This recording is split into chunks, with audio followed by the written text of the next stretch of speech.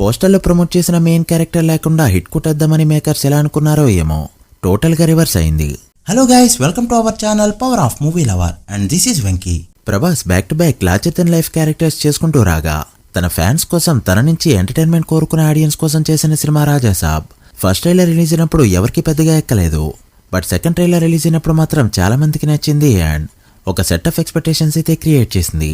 మరి ఆ ఎక్స్పెక్టేషన్స్ ని ఈ సినిమా రీచ్ అయిందో లేదో, ఈ టికెట్ ప్రైజెస్ తో ఫ్యామిలీస్ తో సినిమాకి వెళ్ళొచ్చా లేదా, ఇవన్నీ వీడియోలో మాట్లాడుకుందాం.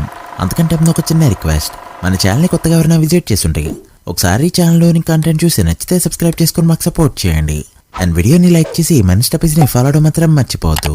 ముందుగా ప్లాట్ విషయానికి వస్తే చెప్తే ఖచ్చితంగా స్పాయిలర్ అవుతుంది, సో చెప్పకపోతేనే క్యూరియాసిటీ ఎలా బిల్డ్ అవుతుంది కాబట్టి చెప్పకుండానే ఊరుకుందాం.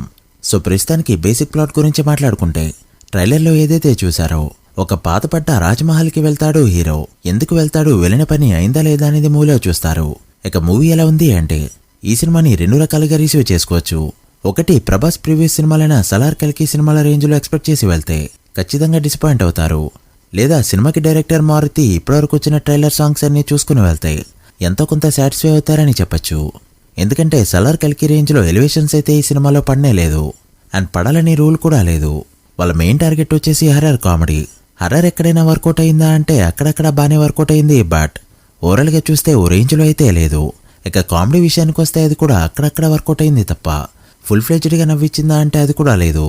ఇక నేనెలానో ట్రైలర్ చూసి మాత్రమే వెళ్ళాను కాబట్టి నాకు కొంతవరకు పర్వాలేదనే అనిపించింది.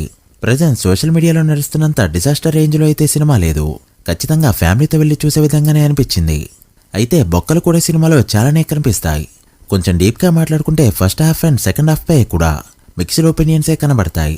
వింటేజ్ ప్రభాస్ ఫస్ట్ హాఫ్ వరకు ఉంటే చాలు, సెకండ్ హాఫ్ లో peak elevations, main story revealing, peak climax ఇదంతా ఎక్స్పెక్ట్ చేసిన వాళ్ళకి మాత్రం ఫస్ట్ హాఫ్ వరకే నచ్చుతుంది, సెకండ్ హాఫ్ డిసప్పాయింట్ చేస్తుంది. లేదా నాలా స్టోరీకి స్టార్ట్ మిడ్ అండ్ మొత్తం ఉండాలి అనుకున్న వాళ్ళు మాత్రం ఫస్ట్ హాఫ్ కంటే సెకండ్ హాఫ్ మంచిగా ఎంజాయ్ చేస్తారు. నాకైతే ఫస్ట్ హాఫ్ ఎప్పుడైపోతుందా, ఎప్పుడు బయటకు వెళ్ళిపోదామనే ఫీలింగ్ అయితే వచ్చింది, బట్ సర్ప్రైజింగ్లీ సెకండ్ హాఫ్ మాత్రం కూర్చోబెట్టింది. ఫస్ట్ హాఫ్ లో ప్రభాస్ చాలా రోజుల తర్వాత చాలా యాక్టివ్ గా కనిపించాడు. సలార్ కల్కి వంటి సినిమాలే పక్కన పెడితే ఈ సినిమా మొత్తం ప్రభాస్ భుజమేనే నడుస్తుంది. ప్రభాస్ ఎంతవరకు యాక్షన్ చేయగలడో, ఎంతవరకు కామెడీ చేయగలడో అంతవరకు చేసి ప్రూవ్ చేసుకున్నాడు. అలానే సినిమాలో కామెడీ పేలిందా అంటే అక్కడక్కడ పేలింది, అక్కడక్కడ పేలేదు కూడా. గ్లామర్ క్వీన్స్ గా ముగ్గురు హీరోయిన్లు కూడా మెప్పించారు. ఇక విజువల్ గా చూసుకుంటే విఎఫ్ఎక్స్ బాగానే ఉన్నప్పటికీ కూడా హీరో ఫేస్ అయితే సినిమా అంతా కదులుతూనే ఉంటుంది. సో ప్రతి షెడ్యూల్లో కూడా డూప్ ని యూజ్ చేశారని క్లియర్ గా తెలిసిపోతుంది. చివరికి సాంగ్స్ లో కూడా ఇంకాస్త జాగ్రత్త తీసుకుని ఉంటే చాలా బాగుండేది, బట్ సినిమా మొత్తాన్ని డిస్టర్బ్ చేసిందని చెప్పొచ్చు. ఇక మరొక ఇంపార్టెంట్ పాయింట్ ఏంటి అంటే, ఇప్పటివరకు పోస్టర్స్ లో, టీజర్స్ లో, ట్రైలర్స్ లో చూపెట్టిన ఈ క్యారెక్టర్ సినిమాలో అసలు కనిపించదు. ఒక హ్యాండ్ వర్క్ చూపెడతారు, తర్వాత మ్యాసివ్ సీన్ ఉంటుంది అని ఎక్స్పెక్ట్ చేస్తే అది కట్ చేసి నెక్స్ట్ సీన్ కి వెళ్ళిపోతారు. ఇదైతే చాలా పెద్ద మైనస్ పాయింట్ గా చెప్పొచ్చు. సినిమాని హిట్ అని చెప్పలేక యావరేజ్ దగ్గరే ఆగిపోవడానికి కారణం కూడా ఇదే. ఇక టెక్నికల్ సైడ్ విషయానికి వస్తే మ్యూజిక్ కంపోజింగ్ బాగానే ఉన్నప్పటికీ కూడా అదేంటో ఎవరికీ అర్థం కాలేదు. ఫైట్స్ లో వెనకాల వచ్చే మ్యూజిక్ బాగానే ఉన్నా కూడా ఏదో గోలగోలగా అనిపించింది. హీరో వాయిస్ క్లియర్ గా అనిపించలేదు. సౌండ్ మిక్సింగ్ లో రెగ్యులర్ గా తమన్ సినిమాలకున్న ప్రాబ్లమే ఈ సినిమా కూడా వచ్చింది.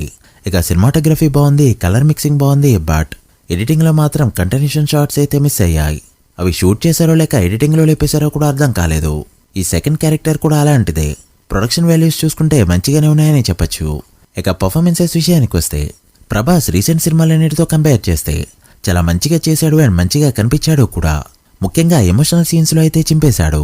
సెకండ్ హాఫ్ లో ఒక సీన్ కూడా ఉంటుంది, ఆ 15-20 మినిట్స్ అయితే ఒక్కసారి మర్చిపోయిన ప్రభాస్ లో యాక్టర్ ని మళ్ళీ తీసుకొచ్చాడు. ఇక హీరోయిన్స్ ముగ్గురు ఏదో ఉన్నారంతే అన్న రేంజ్ లో ఉంటారంతే, బట్ గ్లామర్ క్వీన్స్ గా మాత్రం మెప్పించారు. ఇక బామ్మ క్యారెక్టరేషన్ ఆవిడ కూడా డీసెంట్ గా పర్ఫార్మ్ చేయగా, సత్య, సప్తగిరి, ప్రభాస్ సినిమా వంటి ఎంతో మంది కమెడియన్స్ ఉన్నా కూడా కామెడీ అనుకున్న రేంజ్ లో పండించలేకపోయారు.